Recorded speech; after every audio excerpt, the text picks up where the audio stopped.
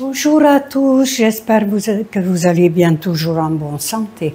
Moi, je suis très heureuse de vous retrouver ce matin pour cet exercice matinal en musique.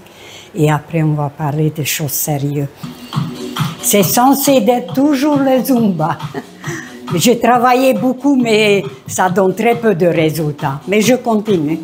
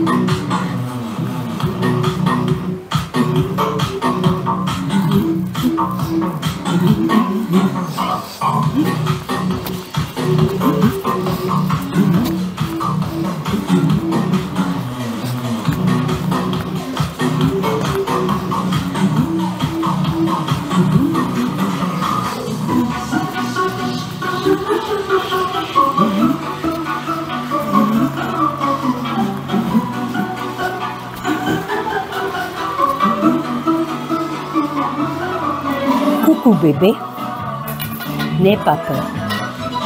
Coucou.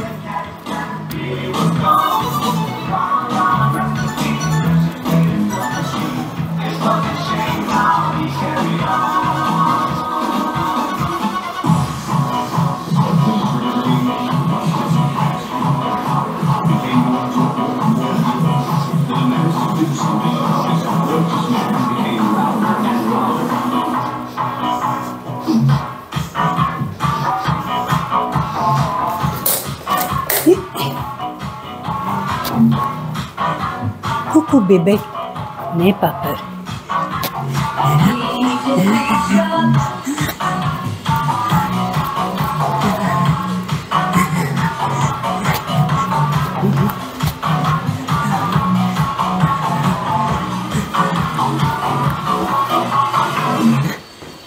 Et voilà. Alors, chaque jour un petit peu plus. L'important, c'est de tous les jours, parce qu'un jour, on ne fait pas quelque chose. Je vais vous montrer. Voilà, hier, j'ai essayé. Ben, j'ai eu la surprise de ma vie, parce que je ne l'ai pas fait depuis 2 semaines. Voilà. Alors, je me suis levée il y a 2 semaines sans effort. Là, l'effort. Voilà. Vous vous rendez compte? J'ai besoin de faire un effort. Ah, il y a 2 semaines, paf, j'ai sauté. Voilà. Et ben voilà. Ça, c'est une leçon. Alors après, ça, c'est pour l'équilibre. Je ne sais pas si je vais arriver. Appréhension, beaucoup d'appréhension.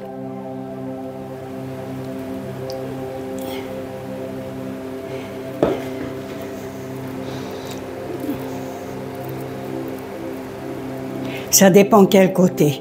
Là, ça va mieux. Et encore. Oh non, pas encore. Alors, après, un petit peu de musculation quand même, chaque jour. Ça sera beaucoup mieux que je fasse au moins 10 minutes par jour. Mais là, je fais à peine. Juste ça, ce que je fais devant vous. Oui, mais sous prétexte que je marche beaucoup. Ça me prend beaucoup de temps quand même. 7 à 8 kilomètres tous les jours. Mais ça fait beaucoup de bien pour le cœur, système cardiovasculaire. Ah, ça ne donne pas des muscles, ça c'est sûr. Voilà. Alors, après, pour le dos, il est là, mon manche à balai. Le problème, c'est qu'il y avait un bouchon de 2 cm qui est parti, et du coup, c'est plus court. Et là, c'est beaucoup plus difficile, parce qu'avant, même 1 mm, 2 mm, j'ai éloigné, et ça tirait pas. Là, maintenant, ça tire.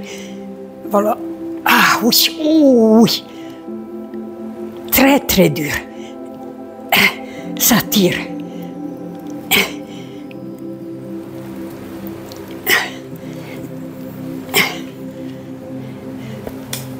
Oui, pour le hula hoop, on m'a demandé plusieurs fois, je m'excuse, je n'ai pas pu répondre parce que je n'ai pas eu de mètre pour mesurer, donc on m'a demandé les mesurations.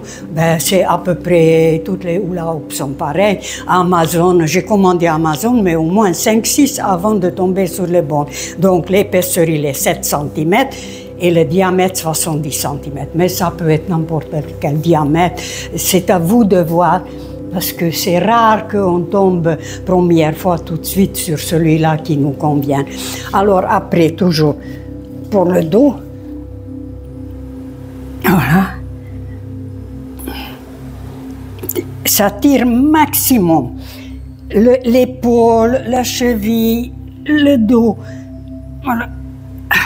Ça fait beaucoup, beaucoup de bien. Après, toujours pareil, ça c'est pour tout, pareil, c'est la même chose. Équilibre, vous voyez, voilà. Genou, la cheville, ça fait travailler tout, sauf les bras. Voilà.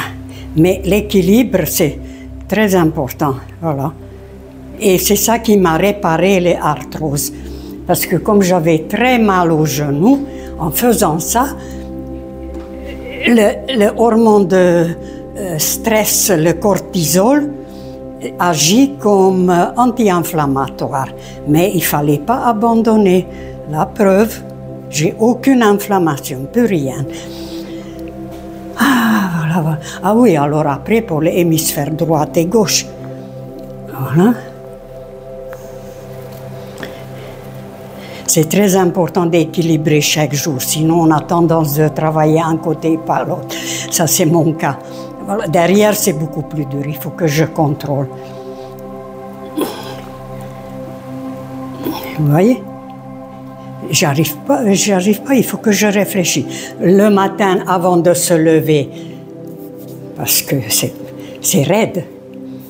Moi-même, le poignet, je suis obligée de travailler un petit peu le poignet, parce que, voilà, j'arrive pas. Côté droite, rien, même pas 1 mm. Je suis obligée de faire je pousse sur le pouce, vous voyez, là ça va. Voilà. Et par contre là, il n'y a pas de problème, tout seul. Ça aussi c'est très important. Et puis le cou, tous les matins. Voilà, j'ai même mal. Là, voilà. Décoincer tout. Le palming. Ce sont des petits gestes tous les matins. Et après, on est bien pour la journée. Et ça c'est... Pour moi, c'est encore très dur. Je ne sais pas si je vais arriver, parce que c'est une question de poignet.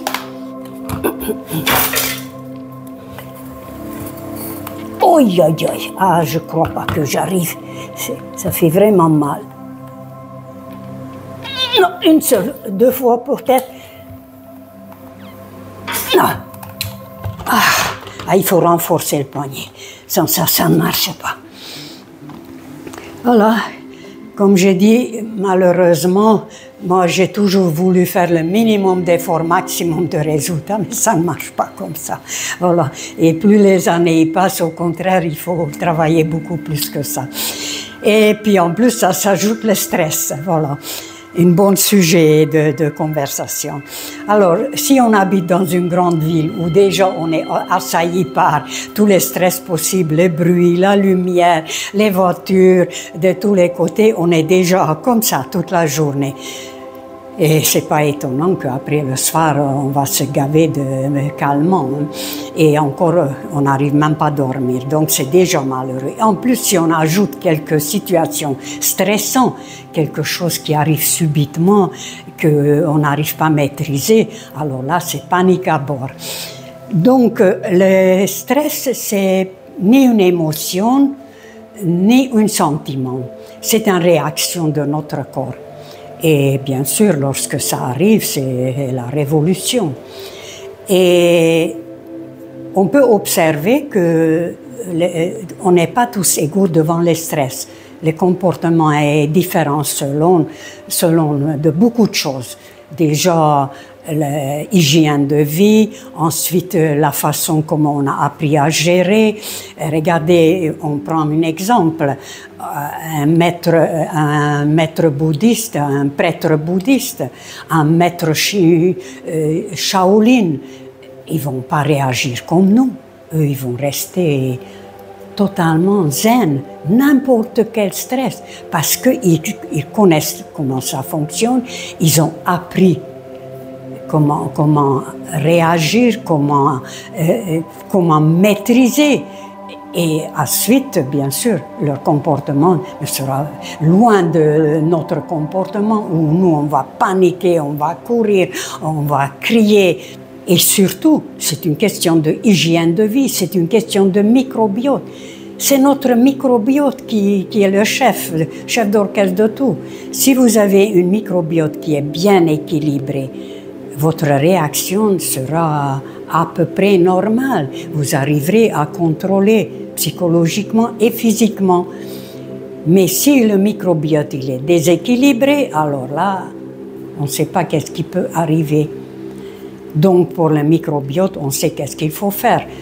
Déjà alléger l'alimentation, ensuite le cru maximum. Donc le microbiote, il est content et il va envoyer le signal au cerveau que tout va très bien. Et même lorsqu'il y a une situation stressante, le microbiote, il va agir différemment que s'il était encrassé par de la viande, le sucre, le gras. Donc tout ça, c'est à veiller d'avoir une bonne hygiène de vie, un petit peu d'exercice physique, et dans ces cas-là, on est prêt à affronter toutes les situations. Maintenant, malgré ça, supposition que vous n'arrivez pas à gérer un stress. Mettons que vous êtes devant une épreuve de baccalauréat, ça fait 2 jours que vous vous préparez, donc vous préparez à cet examen. Normalement, vous êtes sûr de vous et tout. Mais supposition que vous avez mal mangé à la veille, donc automatiquement c'est fini. Vous n'êtes plus maître à bord, hein, parce que c'est pas vous qui contrôlez, c'est votre corps qui va vous contrôler. Et si ça arrive quand même, pour éviter la catastrophe, il y a un moyen. Parce que là, le cerveau, il va... Dès que vous commencez à stresser, le cerveau, il va vous placer en mode de survie. À savoir, il va mobiliser toutes les réserves d'énergie. Il va envoyer le hormone de stress, hormone de peur. Et dans cette situation-là, vous êtes incapable de réfléchir. Pour éviter la catastrophe, il faudrait calmer le cerveau. Mais le cerveau, il s'est emballé et vous ne savez pas comment calmer tout ça. Alors, il y a un moyen de lui faire comprendre physiquement. Parce que le cerveau, il est réceptif à tout ce qui se passe extérieur et intérieur. Alors, physiquement, déjà, il sait que le cerveau, il vous prépare de bondir, parce que pour lui, il y a un danger. Peu importe que c'est un lion affamé qui court derrière vous, ou vous allez devant le baccalauréat, pour lui, c'est la même chose. Alors, donc, il vous prépare, il libère tous les hormones, etc. Et il sait que pour courir, vous avez besoin les 2 mains, les 2 jambes. Mais si vous faites quelque chose, mettez ça. Déjà, le cerveau, il va dire, oh, qu'est-ce qui se passe là? Elle ne peut pas courir. Donc, déjà là, ça va l'interpeller. En plus, si vous faites ça, c'est fini. Le cerveau, il a compris que vous ne voulez pas courir. Vous n'êtes pas prête à courir. Donc, vous n'êtes pas en danger. Et là, tout va très bien, vous pouvez aller tranquillement devant votre examen. Voilà, ben, c'est tout ce que je voulais dire et puis j'espère que ça peut servir à quelque chose. Je vous embrasse, à bientôt.